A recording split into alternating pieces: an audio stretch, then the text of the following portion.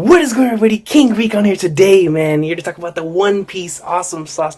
And listen, dude, I had to make this because I couldn't stop thinking about it, man. I was just so happy with the ideas presented in the last chapter 115 by Peckham's, man, that I had to make a video on it. I just had to make a discussion video, even as short as it may be, as long as it may be. I just had to talk about it. I had to get it out of my system, man, because I'm so enticed. I love it. I love the idea of it. Because for the longest time, guys, whenever I hear someone say who is the weakest Yonkou, automatically you almost always hear Big Mom. And there is like no evidence behind that claim, because we haven't seen anything from almost any of them. So, you know, I almost always hear that. I almost always hear the weakest Yonkou is either Blackbeard or Big Mom.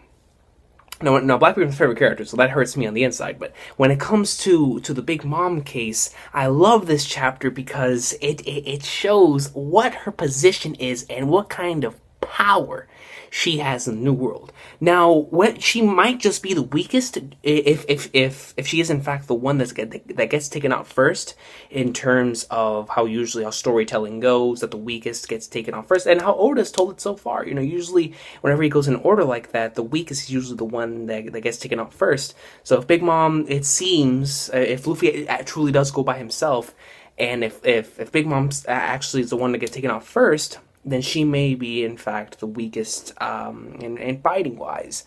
You know, as far as an overall fighting perspective goes, she might just be the weakest.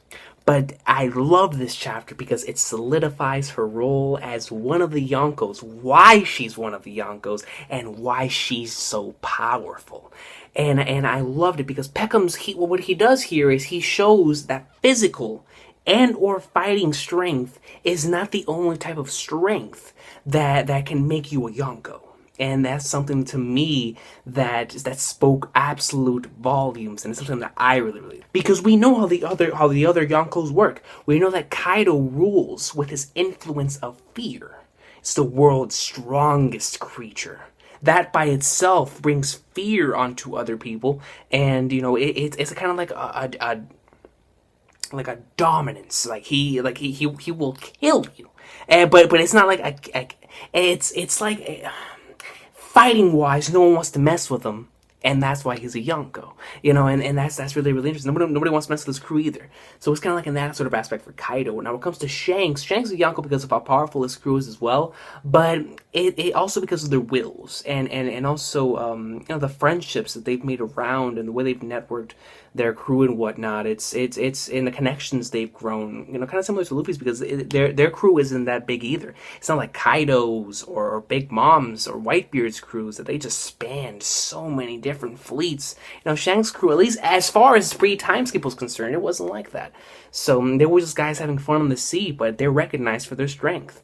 And that made them Yonkous, you know, their wills. It was just amazing. I love this is why I love Blackbeard, man. Blackbeard's influence reigns so high because it's kind of weird when it comes to Blackbeard, because his influence is so real with the criminals of the world, and a sort of factor that they see him as a leader. They see him as someone that can actually take them out of the imprisonment that they're in. And what by imprisonment I mean that there's two types of imprisonments. Number one, the literal one, and number two is that due to that and of them being in prison or not, unless you're Luffy and a guy who really doesn't give a damn of where you come from, there is going to be those pirate crews that are going to see you, and you're going to see you as this criminal. They're not going to want you on their crew. You know, even though there are some guys who would love to have you on their crew as a sort of power asset, and in Blackbeard's case, he'll bring you over. He'll give you a devil fruit. You know, his influence just reigns just like that, because he's like Luffy in an essence, man. He's just out there having fun, but he's not afraid of death, and his will to become Pirate King is ridiculous. So he reigns so well in his influence over criminals, and that is something that's extremely important in the world of One Piece. And then we get to Big Mom's influence, and Big Mom's influence is a political one, guys, and I love it. I absolutely love it because it's truly scary, and it's honestly the one that it connects so much to the mafia world. It's scary. It truly is. It feels like this is how the Vinsmoke family should work, you know, and it's crazy. Because Big Mom's connections, they delve so deep that she knew everything about Sanji. Everything. Even the damn kingdom, bro. Even the Kamabaka kingdom. Even that, when no one else knew. They even knew that. Her connections have to delve so deep that, you know, their recon squad has to be out of this world once again. Just like I brought up in my live reaction, she could possibly have someone that's connected inside of the world government. You know, the Vinsmoke family, I'm assuming, just like I said before, has a connection inside of the government. Possibly Cypherful, you know, with them being the strongest intelligence agency. For God's sakes, Big Man could be with there, but for you to know everything, her connections are ridiculously deep. And that's scary. Intelligence is always... Knowledge and intelligence is always the scariest thing to always go up against. When someone knows you, and they know who you are, and they know exactly how you work, and they know what makes you scared, they know how to blackmail you, that is true fear. Because there's one thing to fight someone, but it's one thing to mentally break somebody down just like that in a manner Big Mom does, that how she did in this situation.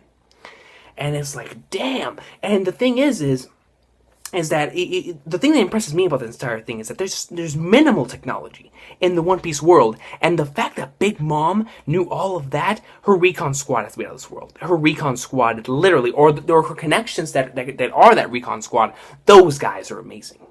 They had literally the eyes have to. They always reporting information to us, always reporting information back to her, and it's insane.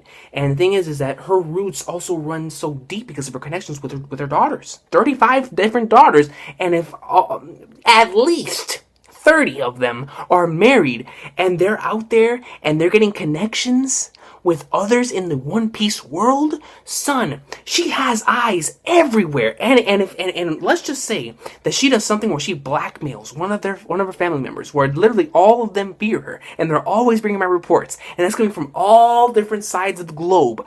Her influence is literally she is Big Mom.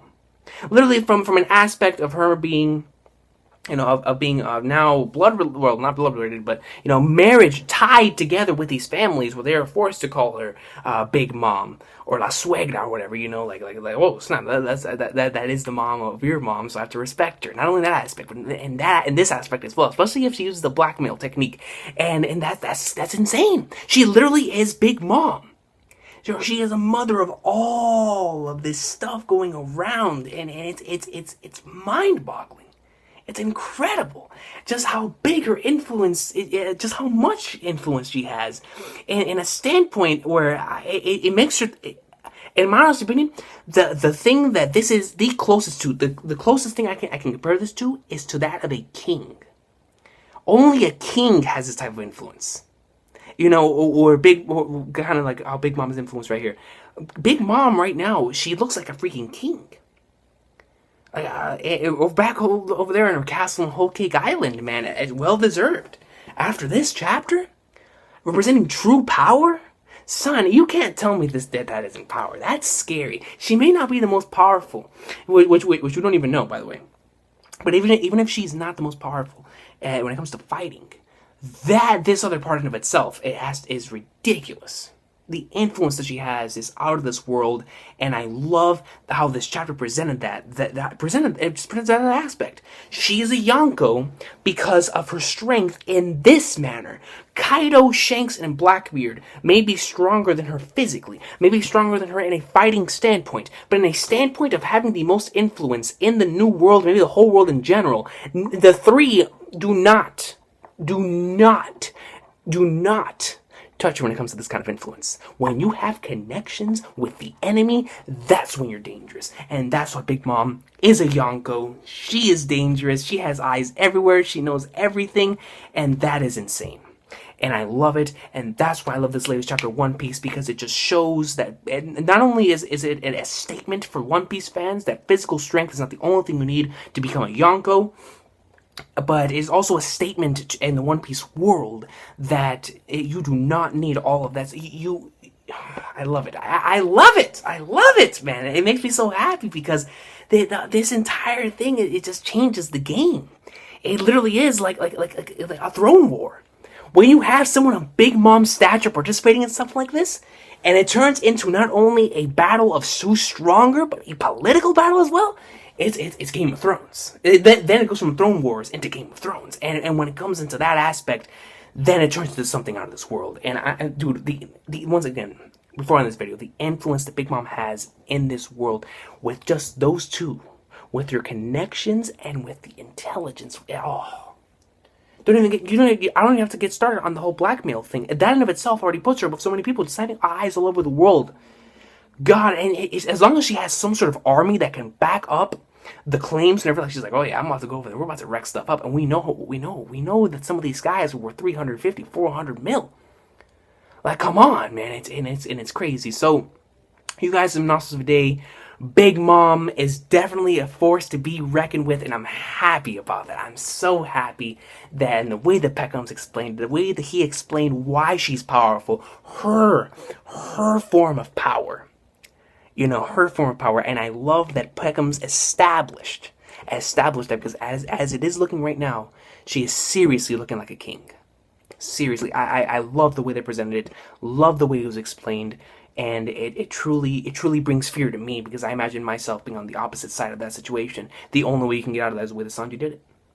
You know, and I love the way that Oda explained it, and that's why I love this recent chapter of One Piece, and Big Mom for the win. I loved it. I'm a sucker for stuff like this, because this is kind of like the way Byakuran worked in Hit Reborn. So I love stuff like this. So you guys have an awesome day. One Piece for the win. Loving that it's introducing stuff like this, because it brings more to the One Piece world, and it's always cool. I'm looking forward to these throne wars. It's about to be crazy. If Luffy does end up going by himself, it's well, we'll see. We'll see what's about to go down. But I can't wait to get more information out of Big Mom. And let's just see what's going to happen here in the world of One Piece, man. But as of right now, for me at least, the title of Yonkou means more than it did before. Because now it does not only mean biz, because we always knew that you need an influence, right? But an influence in this caliber is unlike anything that we have ever been exposed to in the One Piece world. And that's what I love about it. So you guys have an awesome day. One Piece for the win. And well, let's see what's going to happen now. Let's see what's going to happen now, man.